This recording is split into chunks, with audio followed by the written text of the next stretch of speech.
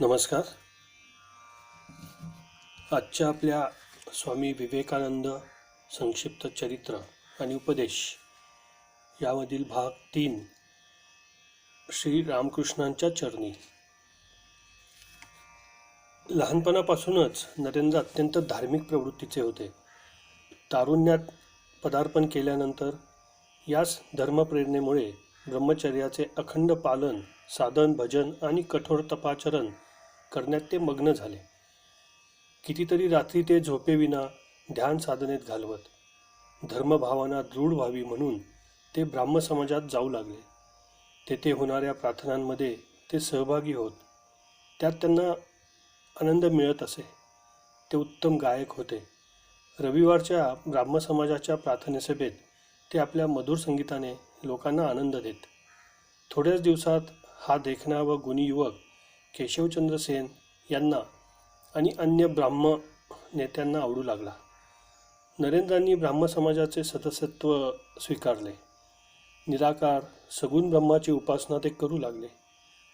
ब्राह्म समाजाच्या अन्य सदस्यांप्रमाणे ते उघडपणे हिंदू धर्मातील रूढींची व रीतिरिवाजांची निंदा करू लागले व स्त्री शिक्षणाचा आणि स्त्री स्वातंत्र्याचा मोठा द्वेषाने प्रचार करू लागले. दिव्य शक्तीने युक्त असलेल्या नरेंद्रनाथांना लहानपणापासूनच अतींद्रिय असे अनुभव येत असत.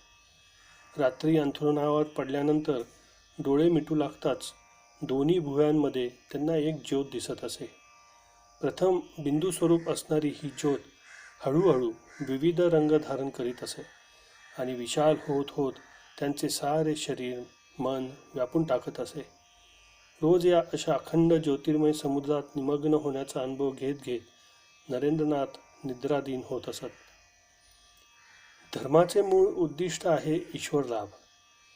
या उद्दिष्टाच्या पूर्तीसाठी नरेंद्रनाथ अधीर झाले होते.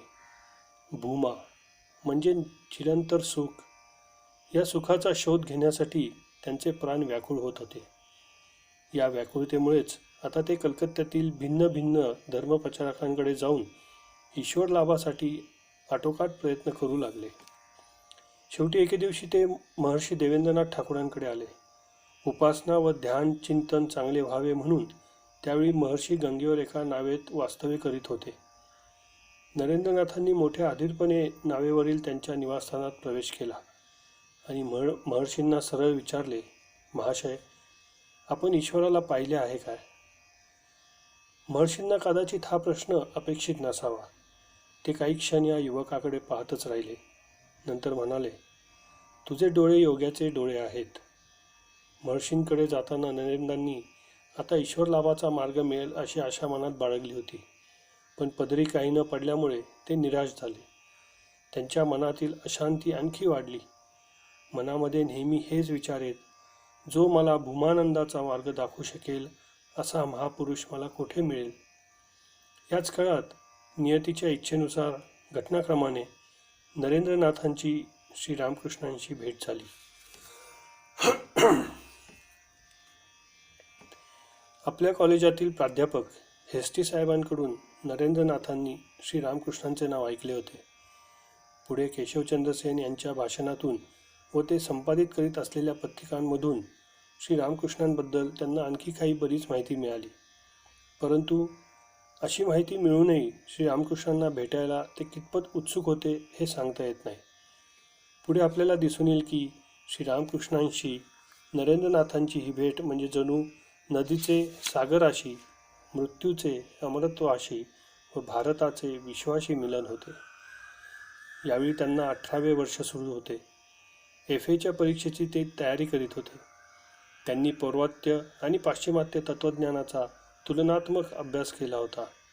संदेहवाद व नास्तिकवाद या तत्त्वज्ञानातील प्रवाहांशी ते खूपच चांगले परिचित होते. ते स्वतः सगुण ब्रह्माचे उपासक होते. मूर्तिपूजेवर त्यांचा विश्वास नव्हता. ते ऐश्वर्यात वाढले होते. घरी समृद्धी होती.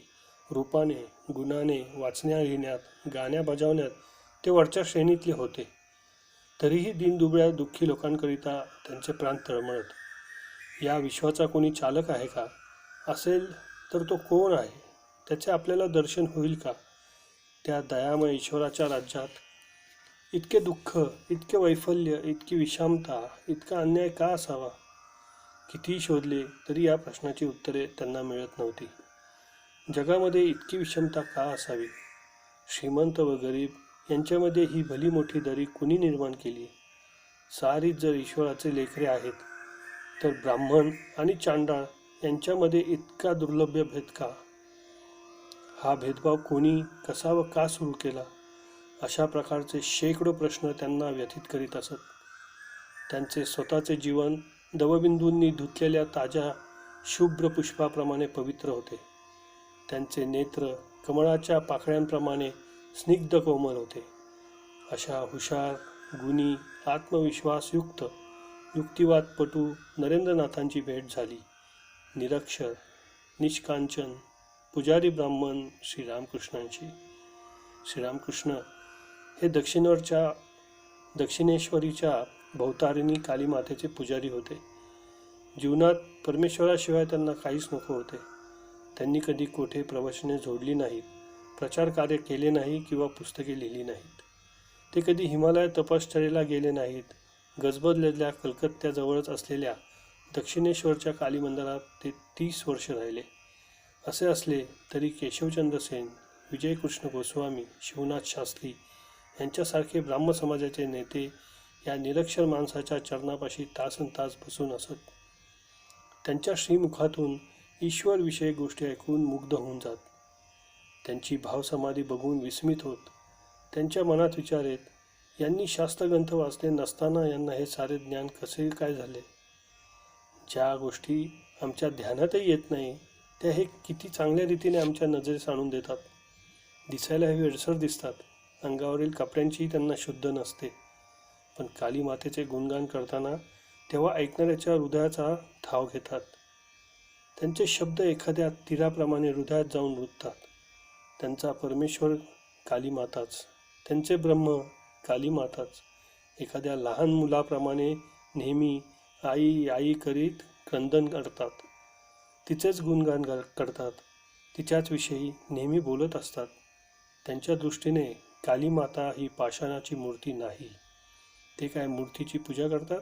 नाही, ते पूजा करतात चिन्मयी मातेची, त्रिगुणमयी जगज्जननीची, सृष्टीस्थिती प्रलयकारिणी, वराभयदायिनी जगदंबेची. जगदंबा ही मानवी मातेप्रमाणे त्यांच्याशी बोलते. त्यांच्या हातचे नैवेद्याचा घास खाते. काय करायचे, कसे करायचे ते त्यांना सांगते. या काली मातेच्या चिंतनात ते रात्रंदिवस मग्न असतात, विभोर असतात. सन 1881च्या नोव्हेंबर महिन्यातील गोष्ट. कलकत्त्याच्या सिमुलिया मोहल्ल्यातील श्री सुरेंद्रनाथ मित्र यांनी एके दिवशी आपल्या घरी श्रीरामकृष्णांना त्यांच्या काही भक्तांसह आमंत्रित करून एक छोटासा उत्सव साजरा केला होता. त्या प्रसंगी एखादा चांगला भजन म्हणणारा हवा होता. सुरेंद्रनाथांनी आपले शेजारी श्री विश्वनाथ दत्त यांच्या मुलाला नरेंद्रनाथांना बोलावून आणले. या तरुण गायकाला पाहताच श्रीरामकृष्ण स्तंभित झाले. अरे, हाच तर तो सप्तर्षी मंडळातला ऋषी आहे.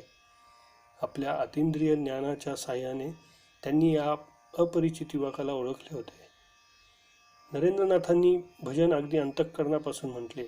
ते ऐकून श्रीरामकृष्ण समाधीमग्न झाले. भजने आटोपल्यावर श्री रामकृष्ण नरेंद्रनाथांजवळ आले. त्यांना एकदा दक्षिणेश्वरीला ये म्हणून सांगितले. शिष्टाचार म्हणून नरेंद्रनाथांनी येण्याचे कबूल केले. या घटनेनंतर काही आठवड्यांनी नरेंद्रनाथांची एफएची परीक्षा झालेली होती. पण त्याचबरोबर त्यांना मोठ्या अग्निदिव्यातून जावे लागले. त्यांच्या वडिलांनी कुण्या एका संपन्न परिवारातील मुलीशी त्यांचा विवाह ठरवला. मुलगी थोडी सावळी होती म्हणून 10,000 रुपये हुंडा ठरवण्यात आला. विवाहाचा हा प्रस्ताव नरेंद्रनाथांनी तात्काळ धुडकावून लावला. त्यांनी स्पष्टपणे सांगितले, मी कधीच विवाह करणार नाही. या घटनेमुळे अगोदरच वैराग्यप्रवण अशा नरेंद्रनाथांच्या मनामध्ये तीव्र प्रतिक्रिया निर्माण झाली. ते आणखीनच ध्यान भजनामध्ये स्वतःला झोकून देऊ लागले. ब्राह्म समाजातही त्यांचे येणे जाणे वाढले. श्रीरामकृष्णांचे एक भक्त डॉक्टर रामचंद्र दत्त हे नरेंद्रनाथांचे नातेवाईक होते. नरेंद्राच्याच घरी ते लहानाचे मोठे झाले होते. धर्मभावनेने प्रेरित होऊन नरेंद्राच्या मनात अशा प्रकारचे तीव्र वैराग्य उदयास आलेले पाहून ते एकदा त्यांना म्हणाले, भाई, धर्मलाभ हेच जर तुझ्या जीवनाचे उद्दिष्ट असेल तर तू ब्राह्मसमाज वगैरेच्या भानगडीत पडू नकोस. तू दक्षिणेश्वरला श्री रामकृष्णांकडे जा. नरेंद्रनाथांना हे पटले. एके दिवशी त्यांचे शेजारी श्री सुरेंद्रनाथ यांनी आपल्या गाडीतून दक्षिणेश्वरी चालण्यास त्यांना बोलवले. ते काही मित्रांना सोबत घेऊन सुरेंद्रनाथांबरोबर दक्षिणेश्वरीला गेले. ओम शांती शांती शांती. हरि ओम तत्सत्. श्री विवेकानंदार्पणमस्तु.